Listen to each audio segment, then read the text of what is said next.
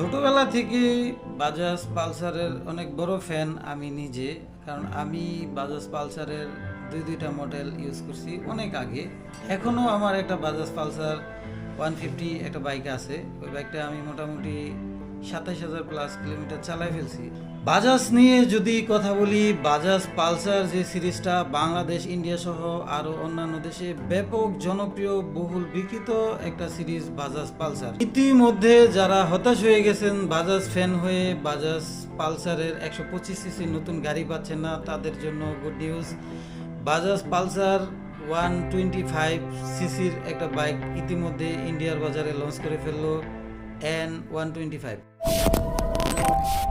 Okay, let's go.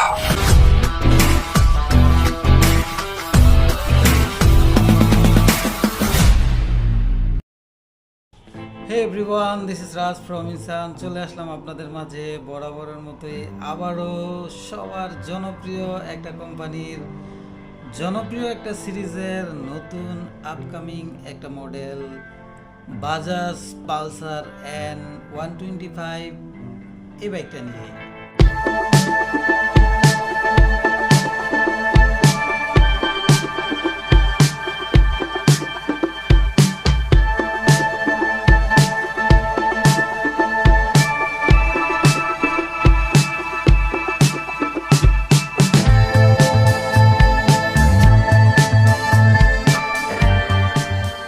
শুরুতে যদি বাইকটার ইঞ্জিন নিয়ে কথা বলি, বাইকটাতে ব্যবহার করা হয়েছে single cylinder 2 stroke 2 valve SOHC air কুল 124 সিসির পাওয়ারফুল একটা ইঞ্জিন। বাইকটার ম্যাক্সিমাম পাওয়ার হচ্ছে 12 bhp @ 8,500 rpm। বাইকটাতে ম্যাক্সিমাম টর্ক ব্যবহার করা হয়েছে 11 নিউটন মিটার @ 7,000 rpm। 124 সিসির একটা ইঞ্জিন অনুযায়ী এই বাইকটার যে বিএইচপি আর টর্ক ব্যবহার করা হয়েছে, দুইটার সমন্বয়ে মোটামুটি বোঝা যাচ্ছে বাইকটা যথেষ্ট পাওয়ারফুল একটা বাইক। যদিও 125 সিসির অন্যান্য বাইকের সাথে কম্পেয়ার করেন তাহলে মোটামুটি এটা একটা পাওয়ারফুল বাইক। বাইকটার সাসপেনশন নিয়ে যদি কথা বলি, এই বাইকটার ফ্রন্টে ব্যবহার করা হয়েছে টেলিস্কোপিক সাসপেনশন, বাইকটার রেয়ারে ব্যবহার করা হয়েছে মনোশক সাসপেনশন। বাইকটাতে ব্রেকিং হিসাবে ব্যবহার করা হয়েছে ফ্রন্টে ডিস্ক ব্রেক, রেয়ারে ড্রাম ব্রেক। তার পাশাপাশি বাইকটাতে কিন্তু ব্যবহার করা হয়েছে CBS ব্রেকিং। বাইকটার চাকার সাইজ নিয়ে যদি কথা বলি, বাইকটাতে ফ্রন্টে ব্যবহার করা হয়েছে 180/17, রেয়ারে ব্যবহার করা হয়েছে 170/17। বাজাজ কোম্পানি এই বাইকটার মাইলেজ দাবি করছে সিটিতে 65+, হাইওয়েতে 70+। এই বাইকটাতে totally new colour, new shape আর নিউ গ্রাফিক্স ব্যবহার করছে। সামনে ট্যাঙ্কটার মধ্যে পালসার ব্র্যান্ডিং করা, খুব সুন্দরভাবে কিন্তু পালসার লেখাটা ব্র্যান্ডিং করা আছে। পাশাপাশি যদি আমরা ব্যাক প্যানেলে তাকাই, ব্যাক প্যানেলের মধ্যে আমরা দেখতে পাবো 125কে অনেক সুন্দরভাবে কিন্তু তারা ব্র্যান্ডিং হিসাবে গ্রাফিক্সের সাথে সেট করে দিছে। পাশাপাশি বাইকটার যে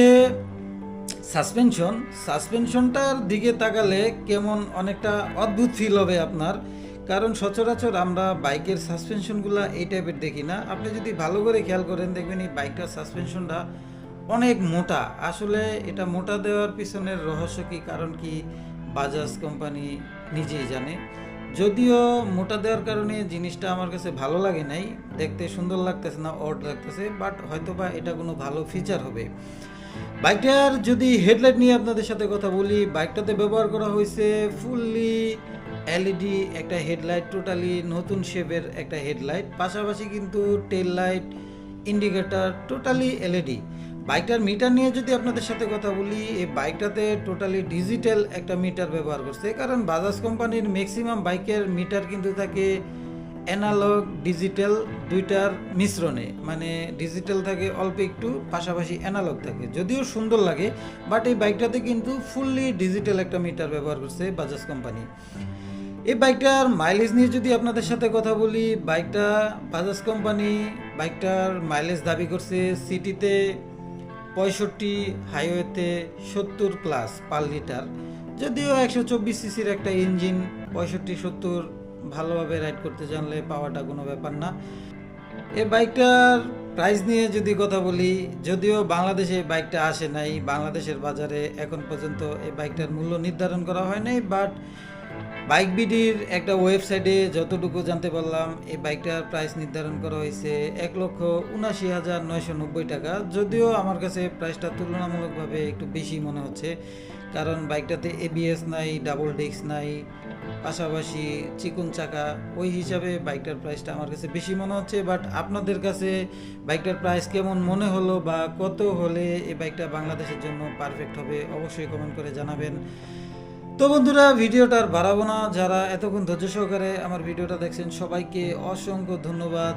আপনাদের যদি বাইক সম্পর্কিত কোনো রিকোয়েস্ট থাকে, কোন বাইক নিয়ে ভিডিও করলে আপনার জন্য সুবিধা হয় বা কী টাইপের ভিডিও আপনি চাচ্ছেন, অবশ্যই আমাদের বাইক রিলেটেড হলে আপনাদের কমেন্ট আমরা পড়ে আপনাদের ভিডিওকে আমরা অবশ্যই পাবলিক করার চেষ্টা করব।